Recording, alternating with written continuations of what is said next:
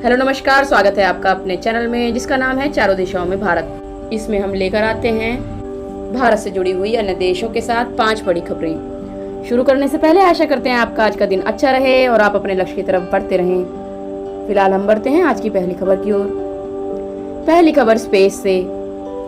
ISS पर मंडराया super bug का खतरा, बढ़ सकती है सुनीता विलियम्स और उनके साथियों की समस्या। बता दें कि नासा की भारतीय मूल की अंतरिक्ष यात्री सुनीता विलियम्स और उनके सहयोगी बुच विल्मोर ने बोइंग के स्टारलाइनर अंतरिक्ष यान को सफलतापूर्वक अंतर्राष्ट्रीय अंतरिक्ष स्टेशन यानी ISS से जोड़ दिया। इस सफलता के बाद सुनीता विलियम्स और उनके क्रू के 8 सदस्यों के लिए एक नई मुसीबत खड़ी हो गई है। दरअसल ISS के अंदर एक सुपर बग का खतरा मंडरा रहा है। वैज्ञानिकों ने एंड्रोबैक्टर बुगंडेंसिस नामक एक बहुदवा प्रतिरोधी बैक्टीरिया पाया, जो ISS के बंद वातावरण में विकसित होकर अधिक प्रभावशाली हो चुका है। यह एक बहुदवा प्रतिरोधी बैक्टीरिया है। इसका नाम सुपरबग रखा गया है। यह बैक्टीरिया श्वसन तंत्र को संक्रमित करता है। ISS पर चिंता का विषय अंतरिक्ष के उड़ने वाले मलबे और सूक्ष्म उल्कापिंड होते थे, लेकिन अब सुपरबग की चिंता ज्यादा सताने लगी है। ISS में सुपरबग की मौजूदगी पर नासा ने हाल ही में कहा था कि ई बगैंडेसिस नामक का बैक्टीरिया, जिस पर कई दवाओं का असर नहीं होता, उसकी 13 स्ट्रेन्स को हाल ही में अंतर्राष्ट्रीय स्पेस स्टेशन में अलग किया गया था। ये बैक्टीरिया धरती पर पाए जाने वाले बैक्टीरिया से बिल्कुल अलग हैं। नासा की जेट प्रोपल्सन लैबोरेटरी कैलिफोर्निया की अध्यक्ष डॉक्टर कस्तूरी वेंकटेश्वर ने इस सुपरबग को लेकर कई बातें बताई हैं। वैज्ञानिकों की माने तो ISS में किसी का भी जीवन आसान नहीं है। यहाँ मौजूद लोगों को स्वास्थ्य संबंधी कई समस्याओं का सामना करना पड़ता है, जिसके कारण उनकी रोग प्रतिरोधक क्षमता पृथ्वी की अपेक्षा कम होने लगती है। इन हालातों को देखते हुए यह कहा जा सकता है कि ISS में मौजूद ये सुपर बग एक बड़ी चुनौती बन सकते हैं। बढ़ते हैं दूसरी खबर की ओर, जो कि है सिंगापुर से। PM मोदी उल्लेखनीय परिवर्तनों के नेतृत्व करता है, सिंगापुर के PM ने दी बधाई।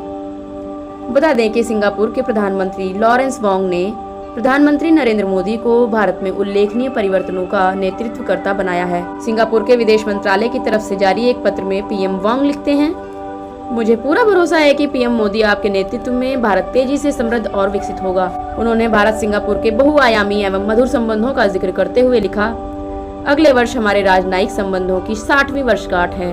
हम इस मौके पर साझेदारी को बढ़ाने, डिजिटलीकरण, कौशल विकास और स्वास्थ्य सेवा जैसे नए क्षेत्रों में सहयोग को विस्तार देंगे। वांग पिछले महीने ही सिंगापुर के प्रधानमंत्री बने हैं। उन्हें ली सिन लुंग से सत्ता मिली है, जिन्हें नरेंद्र मोदी के करीबी मित्रों में एक माना जाता है। बढ़ते हैं तीसरी खबर की ओर। तीसरी खबर ब्रिक्स से। विदेश मंत्रियों की बैठक में शामिल नहीं हो पाए जयशंकर, यह रही वजह। बता दें कि ब्रिक्स देशों के विदेश मंत्रियों की बैठक रूस में 10 और 11 जून को आयोजित हुई। बैठक का पहला दिन सोमवार को था। लोकसभा चुनावों के कारण आधिकारिक तौर पर इस वक्त भारत में कोई विदेश मंत्री नहीं था। हालांकि जयशंकर सोमवार शाम को ही विदेश मंत्री के रूप में नियुक्त किए गए। इस वजह से वे बैठक में शामिल होने रूस नहीं जा सके।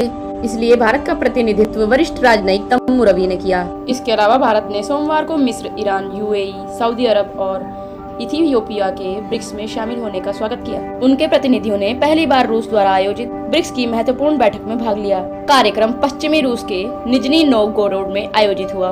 विदेश मंत्रालय के प्रवक्ता रणधीर जायसवाल ने एक्स पर सोमवार को एक पोस्ट किया।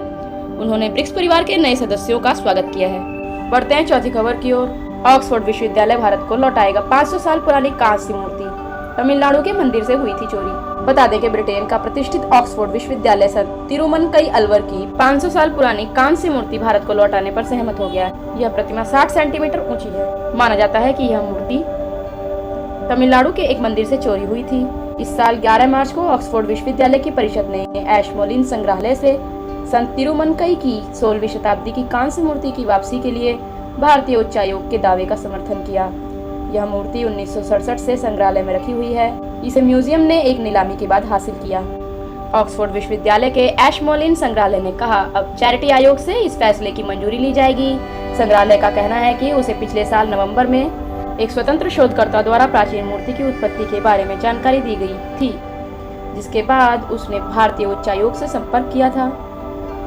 उसे भारत सरकार से मूर्ति के लिए औपचारिक अनुरोध मिला था। बता दें कि चोरी की गई भारतीय कलाकृतियों को ब्रिटेन से भारत में पुनर्स्थापित किए जाने के कई उदाहरण हैं। पिछले साल अगस्त में आंध्र प्रदेश से उत्पन्न एक चूना पत्थर की नक्काशीदार राहत मूर्ति कला 17वीं शताब्दी में तमिलनाडु से आई एक नवनीता कृष्ण कांस्य मूर्ति को भारत में पुनर्स्थापित किया गया। बढ़ते हैं आज की 5वीं और आखिरी खबर की ओर। भारत G7 का हिस्सा नहीं, फिर क्यों पीएम मोदी के शिखर सम्मेलन में शामिल होने की हो रही चर्चा। बता दें कि नरेंद्र मोदी के तीसरे कार्यकाल की शुरुआत हो चुकी है। मंत्रिपरिषद के शपथ ग्रहण के बाद विभागों का बंटवारा और फिर पदभार ग्रहण करने की औपचारिकताएं हो गई हैं।